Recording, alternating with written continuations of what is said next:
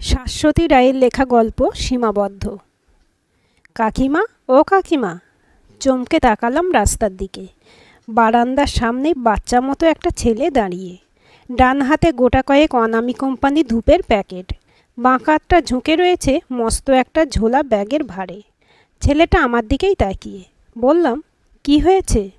ধূপ নেবে কাকিমা? 10 টাকায় 2 প্যাকেট। ভ্রু কুঁচকে দেখলাম প্যাকেটগুলোর দিকে। ট্রাফিক সিগনালে বেশ কয়েকবার এই ধূপকাঠি কিনেছি আমি, কোনো গন্ধই হয় না। বলতে যাচ্ছিলাম লাগবে না, পরক্ষণে ছেলেটার মুখ দেখে মায়া হলো। চড়া রোদে লাল হয়ে আছে মুখখানা, জামাটাও ঘামে ভিজে গায়ে সেঁটে আছে। জিজ্ঞাসা করলাম, গন্ধ ভালো হবে? হ্যাঁ কাকিমা, টেস্ট করে দেখুন।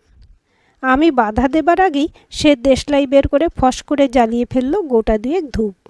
বারান্দার কাছে এগিয়ে এসে ধোঁয়া ওড়ালো। জোরে জোরে নাক টানলাম।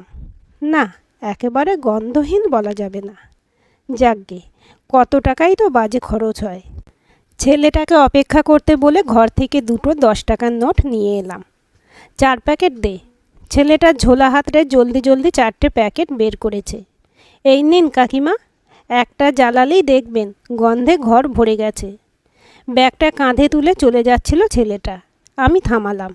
ফ্রিজে 2টো আম পুড়িয়ে রাখাই ছিল। চট করে 1 গ্লাস শরবত বানিয়ে আনলাম। এটা খেয়ে নে। না না করেও লজ্জা লজ্জা মুখে গ্লাসটা হাতে নিল ছেলেটা। কয়েক সেকেন্ডেই গ্লাস খালি। মুখ মুছতে মুছতে বলল, খুব ভালো শরবত কাকিমা, শরীরটা যেন একেবারে জুড়িয়ে গেল। ছেলেটা চলে যেতে আরও কিছুক্ষণ বারান্দায় দাঁড়িয়ে রইলাম। খানিকটা সময় তো কাটলো। আজকাল আমার দুপুরগুলো তো কাটতেই চায় না। সকালটা যাও বা রান্নাঘরে ব্যস্ততার মধ্যে দিয়ে কেটে যায়, কিন্তু দুপুরবেলা ফাঁকা বাড়িটা আমাকে হাঁ করে গিলতে আসে। টিভিতেও মন বসে না। ম্যাগাজিন খুলে শূন্য দৃষ্টিতে তাকিয়ে থাকি। রংচঙে ছবি, কালো কালো অক্ষরগুলো চোখের সামনে অবহেলায় পড়ে থাকে। ভালো লাগে না আমার, কিচ্ছু ভালো লাগে না। মাসখানেক হলো রাতে ঘুমের ওষুধ খাচ্ছি, তাতেও ঘুম এলে তো উল্টে রোজ সকালে মাথা ধরে থাকে। কি জানি আমার মতো এরকম সমস্যা আর কারো হয় কি না। অনিরুদ্ধকে বললে হেসে উড়িয়ে দেয়। বলে, সব তোমার মনের ভুল, সারা দুপুর ভোঁস ভোঁস করে ঘুমালে রাতে ঘুম আসবে কী করে। আরও একটা কথা খুব বলে অনিরুদ্ধ, বড় লোকের বউদের ডিপ্রেশনটা খুব স্বাভাবিক। খেটে খাওয়া মানুষদের নাকি এসব হয় না। কি করে বোঝাই ওকে? আমাকে দেবার মতো কারো কাছে কোনো সময় নেই। সবাই যে যার জগতে ব্যস্ত। আগে তো তবু বুবুনকে নিয়ে ব্যস্ত থাকতাম। কলেজে পা রাখার পর থেকে সেও আমার প্রয়োজন বোধ করে না। হাতে গোনা 2-4 জন বান্ধবী ছিল, তারাও সংসারের চাপে কথা বলার সময় পায় না। এসব কথা সবাইকে বলতেও ইচ্ছে করে না। গতকাল আমার দাদা বৌদি এসেছিল। অনিরুদ্ধই ওদের সামনে কথাটা তুলল। বৌদি সব শুনে বলল, জিমে জয়েন করতে বা যোগা ক্লাস। শরীর চর্চা করলে এমনিতেই ভালো ঘুম হবে, মনও ফ্রেশ থাকবে। বৌদি নিজেও রোজ জিমে যায়। একটু অলস হবার দরুন এই জিম যোগা আমার পোষায় না। ভেবে দেখলাম এসবের চেয়ে বরং পাড়ার লাইব্রেরিতে যাওয়া যেতে পারে। সময়ও কাটবে, সাথে কিছু পড়াশোনাও হবে। অনিরুদ্ধকে বলতে সেও আপত্তি করল না। বিকেলবেলা ঘণ্টাখানেক লাইব্রেরিতেই কাটাবো ঠিক করলাম। বাবুনের তো কলেজের পর কোচিং বা আড্ডা সেরে ফিরতে রোজই সন্ধ্যা 7টা, আর অনিরুদ্ধ তো ফেরে আরও পরে। আজ প্রথমবার পাড়ার লাইব্রেরিতে গেছিলাম। বেছে বেছে একটা ক্রিটিয়ম নিবাস নিয়ে বসলাম। বই পড়ার অভ্যাসটা চলে গেছে বহুদিন। কষ্ট করে বইটাই মন বসাতে চেষ্টা করছিলাম, তবু বারবারই এদিক ওদিক চোখ চলে যাচ্ছিল। খানিকক্ষণ পর এক সৌম্যকান্তি ভদ্রলোক আমার পাশে এসে বসলেন। রিমলেস চশমার আড়ালে বুদ্ধিদীপ্ত একজোড়া চোখ। আমার দিকে তাকিয়ে মিষ্টি করে হাসলেন উনি। হঠাৎ মনে হলো, কতদিন আমার দিকে কেউ এভাবে তাকায়নি। আচ্ছা, সত্যি কি আমি ফুরিয়ে গেছি? কি জানি, মাঝে মাঝে অনিরুদ্ধর ব্যবহারে তো তেমনই মনে হয়। পরপর 3 দিন গেলাম লাইব্রেরিতে। রোজ দেখা হতো ওনার সাথে। একসাথে ফিরতাম লাইব্রেরি থেকে। ফেরার পথে 2-4টে কথা বিনিময় হয়, খুব সাধারণ কথাবার্তা। আমার নাম, কি করি, বাড়িতে কে কে আছেন, এই সব আর কি। কথায় কথায় জানতে পেরেছিলাম ভদ্রলোকের নাম শুভেন্দু বসু, বাংলার প্রফেসর। ওনার স্ত্রী বহরমপুরে চাকরি করেন। একমাত্র মেয়ে দুর্গাপুরে ইঞ্জিনিয়ারিং পড়ে। কলকাতায় উনি একাই থাকেন। মর্নিং কলেজে পড়ান বলে 3টের পর মোটামুটি ফ্রি হয়ে যান উনি। মাসখানেক হয়ে গেল লাইব্রেরিতে যাচ্ছি, প্রায় রোজই দেখা হয় ওনার সাথে। বেশ লাগে আমার। উনি পাশে এসে বসলে এক অদ্ভুত মন ভালো করার সুগন্ধে ভরে যায় চারদিকটা। বয়সে আমার থেকে অনেকটাই বড় হবেন। ওনার স্নেহসুলভ ব্যবহারে মাঝে মাঝে মনে হয় ওনার সাথে আমার মন খারাপটা ভাগ করে নিই, কিন্তু কি জানি কোথা থেকে একরাশ লজ্জা এসে গলাটা টিপে ধরে। ঘরের কথা বাইরে প্রকাশ করতে কারই বা ভালো লাগে। আমি বলতে না পারলেও উনি হয়তো কিছু বুঝেছিলেন। একদিন হঠাৎই বললেন, বইয়ের থেকে বড় বন্ধু আর কেউ হয় না জানেন। বই কষ্ট দেয় না, বেইমানিও করে না। আমার তো বেশিরভাগ সময়টাই বই নিয়ে কেটে যায়। কথাগুলো বলার সময় ওনাকে দেখে মনে হয়েছিল ঝকঝকে প্রাণবন্ত চোখ দুটোর মধ্যে কোথাও যেন এক গোপন যন্ত্রণা লুকিয়ে আছে। বই নিয়েই কেটে যায় মানে কি? ওনার মনের খেয়াল রাখার কি তবে কেউ নেই? হবে হয়তো। আজকাল আর কারোর জীবনে এত গভীর ডুব দিয়ে দেখতে ইচ্ছে করে না। বরাবরই আমি পরনিন্দা পরচর্চা বিমুখ। এখন এই 42 বছর বয়সে পৌঁছে কারই বা ভালো লাগে লোকের হাঁড়ির খবর নিতে। নিজেরই জ্বালা যন্ত্রণার অন্ত নেই। সেটুকু জুড়োতেই না আমার লাইব্রেরিতে আসা। আজ বাবুনের জন্মদিন। সকালে পায়েস করেছিলাম, তবে বাবুনের আজকাল আর মিষ্টি খাবার মুখে রোচে না। অথচ কয়েক বছর আগেও এই ছেলের জন্মদিনের সকাল হতেই পায়েসের জন্য রান্নাঘরের সামনে ঘুরঘুর করত। এখন বলে, মিষ্টি খাবো না মা, এমনিতেই আমাদের ফ্যামিলির সুগারের ধাত, এই বয়স থেকে কন্ট্রোল করা ভালো। আমার শুকনো মুখ দেখে ছেলের হয়তো মায়া হয়। গলা জড়িয়ে আবার বলে, সম্পর্কে মিষ্টি থাকুক মা, খাবারে নয়। সত্যি সম্পর্কে হয়তো একটু বেশিই মিষ্টি হয়ে গেছে। কি মনে হতে দুপুরে লাইব্রেরি যাওয়ার পথে ছোট একটা টিফিন বক্সে করে একটু পায়েস নিলাম। মনে হলো হয়তো উনি খুশি হবেন। লাইব্রেরি থেকে ফেরার পথে ঈষৎ সংকুচিত হয়েই বের করলাম টিফিন বক্সটা। বললাম, আমার ছেলের আজ জন্মদিন, পায়েস করেছিলাম সকালে। আপনার মিষ্টি বারণ নয় তো? আমার কাঁচু মাচু মুখ দেখে হাসলেন শুভেন্দু। পায়েস খেতে ভালোবাসে না এমন পাগল কেউ আছে নাকি? আমার ইতস্তত ভাব বুঝতে পেরে একরকম জোর করেই আমার হাত থেকে টিফিন বক্সটা ছিনিয়ে নিলেন। বললেন, খেয়ে জানাবো। পরদিন অবশ্য আমার জন্য একটা চমক অপেক্ষা করছিল। যেতে একটু দেরি হয়েছিল আমার। আমি যাবার খানিকক্ষণ পরেই উঠে পড়লেন উনি। বললেন কাজ আছে, তবে যাবার আগে আমার পাশে টিফিন বক্সটা রেখে দিয়ে গেলেন। উনি চলে যাবার পর কেমন যেন ফাঁকা ফাঁকা লাগছিল জায়গাটা। আর বসতে ইচ্ছে করলো না। বইটা বন্ধ করে উঠে পড়লাম। টিফিন বক্সটা ব্যাগে রাখতে গিয়ে সামান্য ভারী ঠেকলো। তাড়াতাড়ি লাইব্রেরি থেকে বেরিয়ে বক্সটা খুললাম। খুলতেই মুখে এক চিলতে হাসি খেলে গেল আমার। বক্স ভর্তি চকোলেট, সাথে ছোট্ট একটা চিরকুট, বেগুনি কালিতে লেখা, মন খারাপের ওষুধ। একটা চকোলেট তক্ষুনি মুখে পড়লাম। সত্যি মনটা ভালো হয়ে যাচ্ছিল। আজকাল আমার মনের খবর কেই বা রাখে। ক্ষণিকের ভালো লাগাটাকে সঙ্গী করে বাড়ির পথ ধরলাম। বৈশাখের তপ্ত বাতাসটাও আজ বড় মিঠে। কোথা থেকে যেন বেল ফুলের গন্ধ ভেসে আসছে। বুক ভরে গন্ধটাকে চুরি করলাম। সত্যি আমার কথা কেউ ভাবে। বাবুনের গরমের ছুটি শুরু হতে সপ্তাহখানেক বাকি। এর মধ্যে হঠাৎ কোনো খবর না দিয়েই কাকদ্বীপ থেকে অনিরুদ্ধর মাসি মেসো এসে উপস্থিত। মাসির শাশুড়ির ডান হাঁটুতে যন্ত্রণা মাসখানেক ধরে। এখান থেকে ডাক্তার দেখাবেন। অনিরুদ্ধ আমার মতামত না নিয়েই বলে দিল, দিশা তো সারাদিন বাড়িতেই বসে থাকে, ওকে নিয়ে যাও ডাক্তারের কাছে, রাস্তাঘাটও মোটামুটি চেনে। বাড়িতে বসে থাকি শব্দগুলো যেন ছ্যাঁকা দিয়ে গেল আমায়। কিন্তু বয়স্ক মানুষ দুটোর মুখ চেয়ে অনিরুদ্ধর কথার কোনো প্রতিবাদ করলাম না। 3-4 দিন ধরে নানা রকম টেস্ট করানো হলো। তারপর আবার সেই রিপোর্ট নিয়ে ডাক্তারের কাছে ছোটাছুটি। অনিরুদ্ধ নিজের অফিস নিয়েই ব্যস্ত। দিনান্তে একবার ভদ্রতা করে ওনাদের খোঁজ খবর নেয়। ঘরে বাইরে সব সামলে আমিও আর পেরে উঠছিলাম না। তবু এত ব্যস্ততার মধ্যেও বিকেলটা কেমন যেন খালি খালি লাগতো। কি জানি বদঅভ্যাস হয়ে যাচ্ছে কি না। প্রায় 1 সপ্তাহ কাটিয়ে ওরা চলে যেতে সেদিন তাড়াতাড়ি ঘরের সব কাজ সেরে নিলাম। আজ অনেক দিন পর একটু সাজতে ইচ্ছে করছিল। কালো পাড় দেওয়া ধূসর রঙে তাঁত পরলাম। চোখে অল্প কাজল ছুঁয়ে কপালে লাল টিপের বদলে ঘন কালো একটা টিপ পরলাম। সোনার হার দুল খুলে রূপোর হালকা গয়নায় কান গলা সাজলাম। বেশ অন্যরকম দেখাচ্ছিল নিজেকে। কিন্তু যার জন্য এত কিছু তার সাথে দেখাই হলো না। প্রায় 5:30 অবধি অপেক্ষা করার পর মনে হলো আমি পাগলামি করছি না তো। আমার কথা ভাবার কারই বা সময় আছে। মন খারাপটা আবার আগের মতো আষ্টে পিষ্টে বেঁধে ফেলছিল আমায়। বাড়ি ফিরেও কোনো কাজে মন বসাতে পারছিলাম না। অকারণে অনিরুদ্ধর সাথে খানিক খিটখিট করলাম।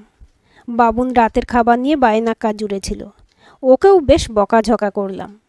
পরদিন সময়ের আগেই পৌঁছে গেছিলাম লাইব্রেরিতে। সেদিনও হতাশ হতে হলো আমাকে।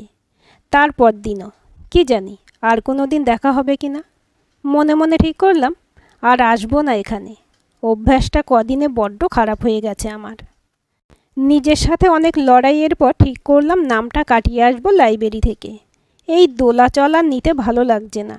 খুব সাধারণ একটা সালোয়ার কামিজ পরেই চলে গেলাম সেদিন। কি আর হবে সংসেজে, কেই বা আমার অপেক্ষায় আছে।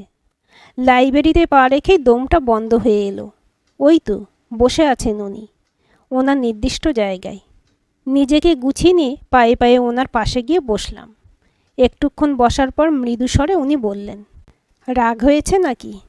অভিমানে চোখে জল এসে যাচ্ছিল। কোনো মতে কান্নাটা গিলে বললাম, রাগ করব কেন? কদিন আসেনি বলে? নাই আসতে পারেন, হয়তো আপনার কোনো অসুবিধা ছিল।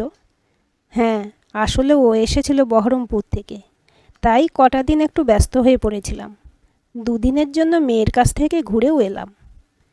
কেন কে জানে, অদ্ভুত একটা জ্বালা পোড়া শুরু হলো আমার বুকের মধ্যে। অধিকার বোধের জন্যই কি? বইয়ের থেকে মুখ না তুলেই বললাম, বাহ, খুব ভালো তো। মাঝে মধ্যে এরকম ঘুরে আসা খুব ভালো। উনি আবার জিজ্ঞাসা করলেন, সত্যি রাগ নেই তো? ও মা, রাগ করব কেন? ওনার দিকে না তাকিয়েও বুঝতে পারছিলাম উনি আমার দিকেই তাকিয়ে রয়েছেন। একটুক্ষণ চুপ করে থেকে বললেন, এবার উঠব। আমার রান্নার মেয়েটা আসবে 6টার সময়। আমায় না পেয়ে ফিরে গেলে রাতের রান্নাটা নিজেকেই করতে হবে। মুখ না তুলেই বললাম, হ্যাঁ নিশ্চয়ই। আপনি যাবেন না? এই 2টো পাতা পড়ে নিই, তারপর যাব। আমার দিকে কেমন অদ্ভুত দৃষ্টিতে তাকাতে তাকাতে লাইব্রেরি থেকে বেরিয়ে গেলেন উনি। মনটা খুব খারাপ হয়ে যাচ্ছিল। তবে আজ আর নিজের জন্য নয়। জোর করে বইয়ের পাতায় চোখ রেখে বসে রইলাম বেশ খানিকক্ষণ। তারপর ধীরে ধীরে উঠে পড়লাম আমিও। আজ বাড়িতে একটু কাজ আছে। অনিরুদ্ধর 2 বন্ধু আসবে ডিনারে। ডাল সবজি করাই আছে, শুধু মাংসটা করতে হবে। বাড়িতে গিয়ে ওনার কথা বারবার মনে পড়ছিল। জোর করে নিজেকে কাজে ডুবিয়ে দিলাম। 8:30 নাগাদ এসেই যাবে সবাই। ড্রাই চিলি চিকেন আর পুডিং বানিয়ে ফেললাম। ফ্রেঞ্চ ফ্রাইয়ের জোগাড়ও করে রাখলাম। খাবার সময় গরম গরম ভেজে দেব। চাকা চাকা করে শসা, পেঁয়াজ, টমেটো কেটে স্যালাডের প্লেট সাজিয়ে ফ্রিজে ঢুকিয়ে রাখলাম। বাবুন কোচিং থেকে ফিরে জোরে জোরে 2বার নাক টানল। রান্নাঘরে এসে আমার পিছনে দাঁড়িয়ে বলল, কি গো মা, আজ কিছু স্পেশাল মনে হচ্ছে? আজ তো আমাদের কারুরই জন্মদিন নয়। তোমাদের অ্যানিভার্সারিও তো সেই নভেম্বরে। তাহলে আজ ব্যাপারটা কি? আলগা হাসলাম, তোর বাবার বন্ধুরা আসবে। আচ্ছা, এই ব্যাপার। ফ্রিজ খুলে স্যালাডের প্লেট থেকে শসা তুলে কচকচ করে চিবোচ্ছে বাবুন। বললাম, একটু চিলি চিকেন টেস্ট করবি নাকি? তুই যেমন ভালোবাসিস তেমনি করেই বানিয়েছি। এখন চিলি চিকেন? নাক কুঁচকালো বাবুন। ভাবছিলাম কফি খাবো। আচ্ছা, তুই ফ্রেশ হয়ে নে, কফি দিয়ে আসছি ঘরে। বাবুন চলে যেতে আমি আর একবার সব চেক করে নিলাম। অনিরুদ্ধর যা মেজাজ, পান থেকে চুন খসলেই হলো। হয়তো বন্ধুদের সামনেই বিশ্রী ব্যবহার করে বসবে। বাবুনকে কফি দিয়ে ভালো করে গা ধুয়ে নিলাম। ঘামে গা একেবারে চটপট করছিল। ঘরে এসে ভাবছিলাম সালোয়ার কামিজ পরব। হাতে তুলেও রেখে দিলাম। হালকা গোলাপি রঙের সুতির ছাপা শাড়ি বের করলাম একটা। অনিরুদ্ধ বন্ধু মহলে আমায় শাড়িতেই দেখতে ভালোবাসে। চুলটাকে উঁচু করে একটা খোঁপা বেঁধে নিলাম। আড্ডা খাওয়া শেষে অনিরুদ্ধর বন্ধুরা চলে যেতে প্রায় 11টা বাজলো। সব গুছিয়ে যখন ঘরে ঢুকলাম ঘড়ির কাঁটা 12টার ঘর ছুঁই ছুঁই। কাল আবার বাবুনের কোচিংয়ের জন্য ভোরে ওঠা আছে। ক্লান্তিতে শরীরটা ভেঙে আসছিল। রাত পোশাকটা গায়ে চাপিয়ে বিছানায় উঠতেই অনিরুদ্ধ কাছ ঘেঁষে এলো। বাধা দিয়ে উঠলাম, আজ নয় প্লিজ, ভীষণ টায়ার্ড লাগছে। অনিরুদ্ধ কবেই বা শুনেছে আমার কথা। ঘাড়ের কাছে এসে মুখ ঘষছে। জড়ানো গলায় বলল, কাঁপিয়ে দিয়েছ আজ। প্রত্যেকটা রান্না সুপার ডুপার হিট। ওদের বউদের হিংসে হবে শুনলে। আশ্চর্য, হিংসে হবার কি আছে? ওদের একজনের বউ শুনলাম কলেজে পড়ায়, আর একজনের বউ রেলে চাকরি করে। এত গুণী মানুষটা শেষে একজন রাঁধুনিকে নিয়ে হিংসে করবে? মনে তো হয় না। খোঁচাটা ঠিক জায়গাতে গিয়েই লাগলো সম্ভবত। সামান্য বিরক্ত হলো অনিরুদ্ধ। একটু সরে গিয়ে বলল, তোমার আবার শুরু হলো না? বেশ তো শুয়ে বসে আরামে আছো, সুযোগ পেলেই আমাকে কাঠি না করলে চলে না। নাকি 10টা বেটা ছেলের সাথে গায়ে গায়ে ঘষাঘষি করে চাকরি না করলে পোষাচ্ছে না। অনিরুদ্ধর কথার উত্তর দিতে ইচ্ছে করছিল না। এই মুহূর্তে আবার কেন কে জানে শুভেন্দুর মুখটা মনে পড়ছিল। স্ত্রীকে এগিয়ে দেবার জন্য কতই না স্যাক্রিফাইস করছেন উনি। শ্রদ্ধা আর ভালোবাসা দুটোই একটু একটু করে জন্ম নিচ্ছিল আমার মনে। মনে হচ্ছিল এরকম কাউকে কি আমি স্বামী হিসেবে পেতে পারতাম না? একটা চরম স্বার্থপর লোকই আমার কপালে ছিল। পরক্ষণে নিজের ভাবনায় নিজেই লজ্জা পেলাম। এসব কি ভাবছি? 20 বছরের বিবাহিত জীবন আমার, একটা কলেজে পড়া ছেলের মা, বাড়ি গাড়ি কি নেই আমার, তবু যে কেন আমি সুখী হতে পারি না। পরপর কদিন লাইব্রেরিতে যেতে পারলাম না। ঘর বাড়ি পরিষ্কার করতে গিয়ে ডাস্ট অ্যালার্জি, হেঁচে কেশে অস্থির হবার জোগাড়। ডাক্তার একদম বারণ করে দিয়েছে ধুলো লাগাতে। 3 দিন টানা বিশ্রাম নিয়ে শরীরটা আজ একটু ভালো। দুপুরে শুয়ে থাকতে থাকতে চোখটা একটু লেগে গেছিল। ফোনের খ্যানখ্যানে রিংটোনে জেগে উঠলাম। অজানা একটা নম্বর থেকে ফোন আসছে। আমি কি দিশার সাথে কথা বলছি? হ্যাঁ বলছি। আপনি কে বলছেন? আপনার লাইব্রেরির বন্ধু। চেনা যাচ্ছে কি? বুকের ভিতর গুম গুম করে মেঘের ডাক শুনতে পাচ্ছিলাম। স্বাভাবিক হতে চেয়েও গলা কেঁপে গেল আমার। আপনি আমার নাম্বার কোথা থেকে পেলেন? এই তো গোয়েন্দাগিরি শুরু হয়ে গেল। লাইব্রেরিতে দেওয়া রয়েছে তো আপনার নাম্বার, তবে বড্ড কষ্ট করে জোগাড় করতে হয়েছে। সুন্দরী মহিলার নম্বর কি আর এত সহজে মেলে? যাক সেসব কথা। ম্যাডামের দর্শন নেই কেন শুনি? অচেনা ভালো লাগায় মনটা ভিজে যাচ্ছিল আমার। বললাম, শরীরটা ভালো নেই। কি হলো? ওই বাড়িতে একটু ঝাড়পোঁছ করছিলাম, তা থেকে ডাস্ট অ্যালার্জি। ডাক্তারের কড়া নির্দেশ, রাস্তায় বেরিয়ে ধুলোবালি মাখা চলবে না। বেশ কড়া ডাক্তার দেখছি। তা এখন শরীর কেমন? ভালো আছি। মনে তো হচ্ছে না, এখনও গলার আওয়াজটা ভারী ভারী লাগছে। না না, আমি কাল লাইব্রেরিতে যাব। একদম না, লাইব্রেরির বইগুলো কেউ নিয়ে পালিয়ে যাবে না। আরও 2 দিন রেস্ট করে আসুন। মনে মনে ভাবছিলাম, লাইব্রেরির বইগুলো পালিয়ে যাবে না ঠিকই, কিন্তু ওই সুন্দর সময়গুলো আর ফিরবে তো? আমার চুপ করে থাকায় শুভেন্দু কী বুঝলো কে জানে। বলল, আমার নম্বরটা সেভ করে রাখুন, প্রয়োজনে ফোন করতে পারবেন। আর আপনার এই নাম্বারটাতে হোয়াটসঅ্যাপ আছে? হ্যাঁ আছে তো। ঠিক আছে, পরে কথা হবে তাহলে। বিশ্রাম করুন। এখন সারাদিন বেশ কেটে যায় হোয়াটসঅ্যাপে চ্যাট করে। লিখে লিখে গল্প করতে আমার কোনো দিনই ভালো লাগতো না, কিন্তু এখন সারাদিনই টকটক করে টাইপ করতে ইচ্ছে করে। ওদিক থেকে মেসেজ আসে, আমি উত্তর দিই। উত্তর প্রত্যুত্তরের খেলায় হুহু করে সময়টা কেটে যায়। শুভেন্দুর আন্তরিকতায় আস্তে আস্তে আড়ষ্টতা কেটে যাচ্ছিল আমার। কবে যে আমরা আপনি থেকে তুমিতে চলে এলাম বুঝতেই পারিনি। ঘন্টায় ঘন্টায় মেসেজে কথা বলা এখন একটা অভ্যাসে পরিণত হয়েছে। জানি না অভ্যাসটা ভালো না খারাপ। দিন 15 পরে এক শুক্রবার শুভেন্দু হঠাৎই বলল ও সোমবারের আগে কথা বলতে পারবে না, কারণ ওর স্ত্রী আসছে। আরও চায় না আমাদের সুন্দর বন্ধুত্বটা নিয়ে কারোর মনে কোনো ভুল ধারণা তৈরি হোক।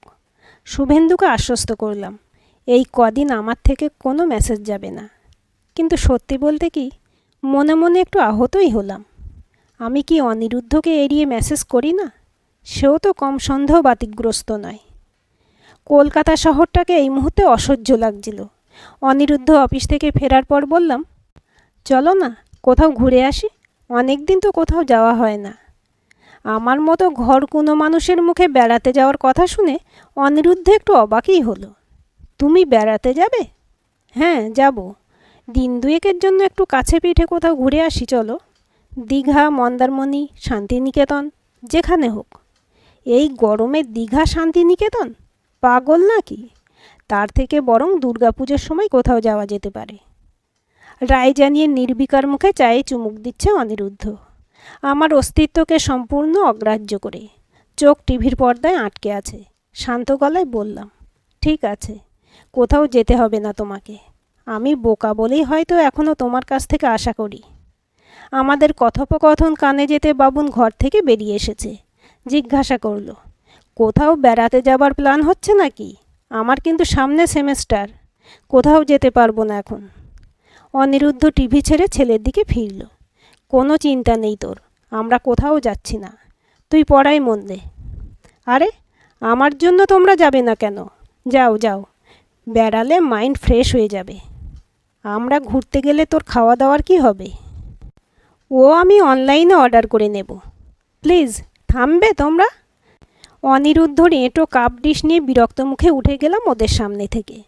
এই শহরের বাতাস আমার অঙ্গ প্রত্যঙ্গে হুল ফুটিয়ে ফুটবে প্রতিনিয়ত, তবু আমার পালাবার পথ নেই।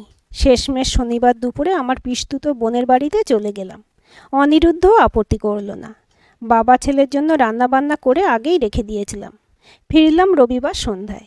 2 দিন হইচই করে সময়টা বেশ কেটেছে। শুভেন্দুকে নিয়ে সেভাবে ভাবার সময়ও পাইনি। তবু বুঝতে পারছিলাম ওর প্রতি ধীরে ধীরে একটা অধিকারবোধ জন্মাচ্ছে আমার, যেটা হয়তো একেবারেই অনুচিত। সোমবার যথারীতি বাবুর নিজের কলেজ, অনিরুদ্ধ অফিস নিয়ে ব্যস্ত হয়ে পড়ল। আমি আবার জেকে সেই একা। কাজের ফাঁকে ফাঁকে নিজেকে বোঝাচ্ছিলাম, যেটুকু সম্পর্কই থাকুক, এই অধিকার বোধই একদিন হয়তো কোনো বিপদ ডেকে আনবে। তাই নিজেকে যতটা সম্ভব এই সম্পর্ক থেকে সরিয়ে নেব ঠিক করলাম। সন্ধে 6টা নাগাদ লাইব্রেরি পৌঁছলাম। ভালো করে জেনে এলাম এবার থেকে যদি যেতেই হয় তাহলে ওখানে বসে আর বই পড়ব না, বই নিয়ে বাড়িতে চলে আসব। বাড়িতে ফিরতে না ফিরতেই মোবাইলটা বেজে উঠল আমার। শুভেন্দুর ফোন। ইচ্ছে করে ধরলাম না ফোনটা।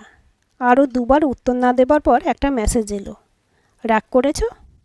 ভাবছিলাম এর উত্তরও দেব না, কিন্তু বড্ড ছেলে মানুষই হয়ে যাচ্ছে মনে হলো। তার চেয়ে ব্যাপারটা স্বাভাবিক করে নেওয়াই হয়তো ভালো। লিখলাম, রাগ করব কেন, একটু ব্যস্ত আছি। ও পক্ষ আর টাইপ করছে না। অনেকক্ষণ পর উত্তর এলো, ভাবলাম 2 দিন কথা হয়নি তাই হয়তো রাগ করেছ। ভুল ভেবেছ। যাই হোক, পরে কথা বলবো, এখন একটু ব্যস্ত আছি। কথা বলে বেশ তৃপ্তি পেলাম, যেন 2 দিনের প্রতিশোধ নিতে পারলাম। সেদিন আর কোনো মেসেজ আসেনি শুভেন্দুর, পরের দিনও না। মনে হলো ও হয়তো আমারই মতো সরে যেতে চাইছে। থাক, আমি আর বিরক্ত করব না। বাবুনের পরীক্ষা শুরু হয়ে যেতে আমি একটু ব্যস্ত হয়ে পড়লাম। ওকে ঘন্টায় ঘন্টায় চা কফি দেওয়া, ওর দিকে খেয়াল রাখা, প্রয়োজনীয় জিনিসপত্র হাতের কাছে গুছিয়ে রাখা এখন আমার সবচেয়ে বড় কাজ। শুভেন্দুর কথা মনে পড়লেও সেটাকে আর প্রশ্রয় দিচ্ছিলাম না। দেখতে দেখতে 2 সপ্তাহ কেটে গেল। বাবুনের পরীক্ষা শেষ, আমারও আবার অবসর। আজকাল আবার গল্পের বই পড়ার নেশাটা ফিরে এসেছে। তবু পাতা উল্টালেই ওই মুখখানা কেন যে ভেসে ওঠে। অনেক ভাবনা চিন্তা করে একটা টেক্সট করলাম, কেমন আছো? বেশ কিছুক্ষণ অপেক্ষা করার পর উত্তর এলো, ভালো। রাগ কমেছে তোমার? কি উত্তর দেব ভাবছিলাম, তার মধ্যে শুভেন্দু ফোন করলো। আজ কথা বলতে গিয়ে আবার সেই পুরনো অস্বস্তিটা ফিরে আসছিল। শুভেন্দুর কথাতেও একটু যেন অনুরাগের ছোঁয়া। ফোন রাখার আগে জিজ্ঞাসা করল, আজকে একবার ম্যাডামে দেখা পাওয়া যায়? অনেক দিন দেখিনি, এবার কিন্তু চোখে অঞ্জনি হবে। হাসি চেপে বললাম, আসবো। এখন প্রায় দিনই শুভেন্দুর সাথে দেখা হয়, না হলেও কথা হয় রোজই। যে সপ্তাহে ওর স্ত্রী আসেন সে সময় 2-3টে দিন ছটফট করতে থাকে শুভেন্দু। আমি বুঝতে পারি ওর কষ্টটা। আগের মতো এখন একেবারে ফোন বন্ধ করে বসে থাকে না ও, একটু ফাঁক পেলেই আমার খোঁজ নেয়। তবে আমি এই কদিন নিজে থেকে কোনোভাবেই যোগাযোগ করি না। শুভেন্দু যে ধীরে ধীরে আমার সত্তায় মিশে যাচ্ছিল আমি বুঝতে পারি, কিন্তু এই সম্পর্কের পরিণতি নিয়ে যখনই ভাবি বুক কেঁপে ওঠে আমার।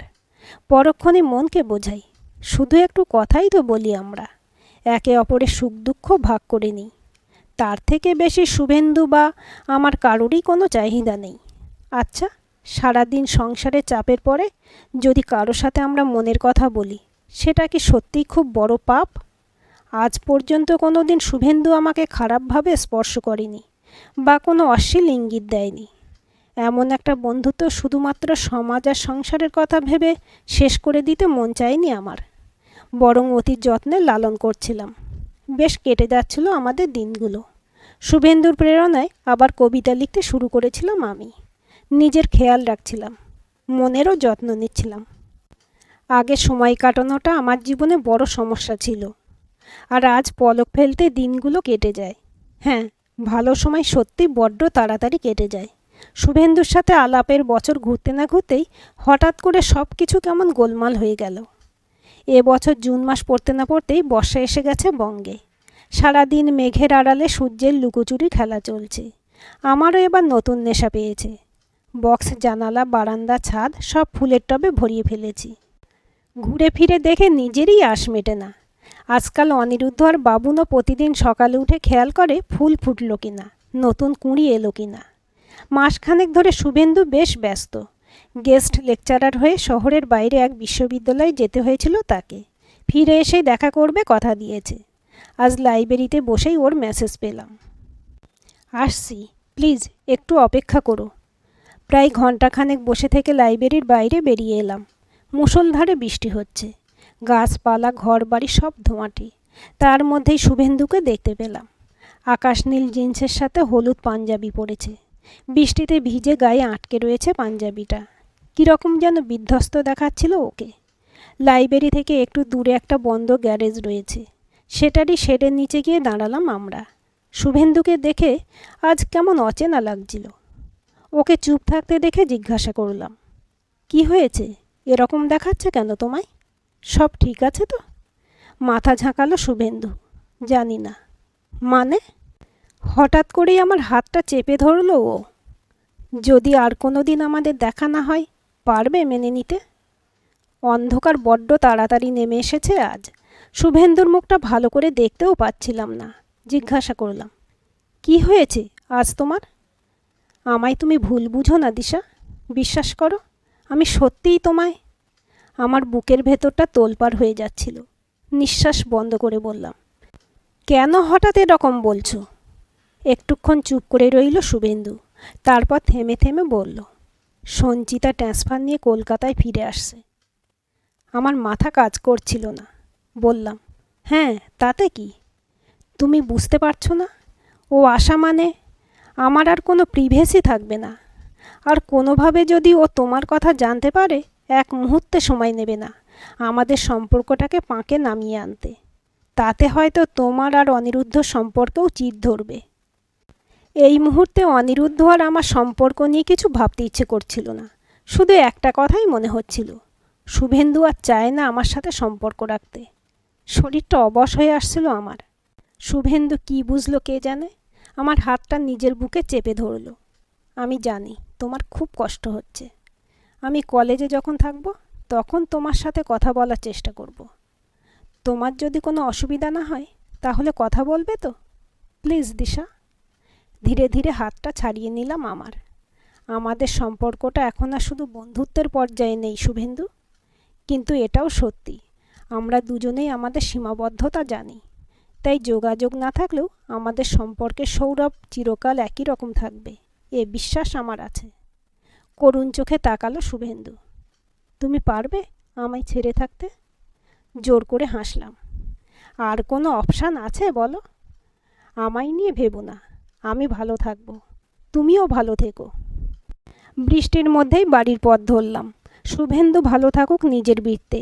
ওর কাছে কৃতজ্ঞতা শেষ নেই আমার।